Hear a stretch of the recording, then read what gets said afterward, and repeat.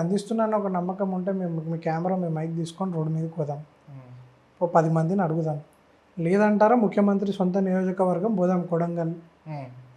ఈ ముఖ్యమంత్రి ఛాలెంజ్ అండి, ఏ నియోజకవర్గం పోదాం, వాళ్ళ ఎమ్మెల్యేలు ఉన్నదా లేకపోతే ప్రతిపక్షం ఉన్నోళ్ళ దగ్గర ఎక్కడన్నా పోదాం, తెలంగాణ రాష్ట్ర ఉద్యమం. ఒక ఇంట్లో కాంగ్రెస్ ఇచ్చిన మేనిఫెస్టో చూపించి ఈ పథకాలన్నీ ఇంప్లిమెంట్ అవుతున్నాయంటే భాజపాతో ప్రతి ఒక్క నాయకులు రాజీనామా చేస్తారు, బీఆర్ఎస్ భవన్కి తాళం వేసుకుంటారు. ఫ్రీ బస్ అని, ఎస్ ఫ్రీ బస్ ఒక్కటే అమలు అవుతుంది.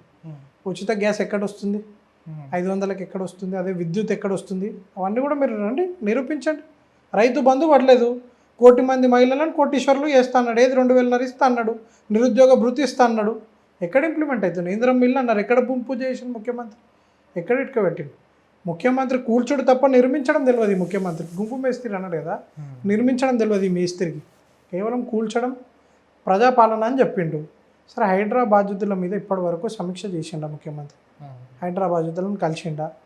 ముఖ్యమంత్రి కంటే సమయం లేకపోవచ్చు, నేను 30 గంటలు చేస్తున్నాను అంటుండే, 24 గంటల టైం ఉంటే నేను 18 గంటలు 30 గంటలు నేనే కష్టపడుతున్నా అంటే నీ మంత్రులు ఏం చేస్తున్నారు?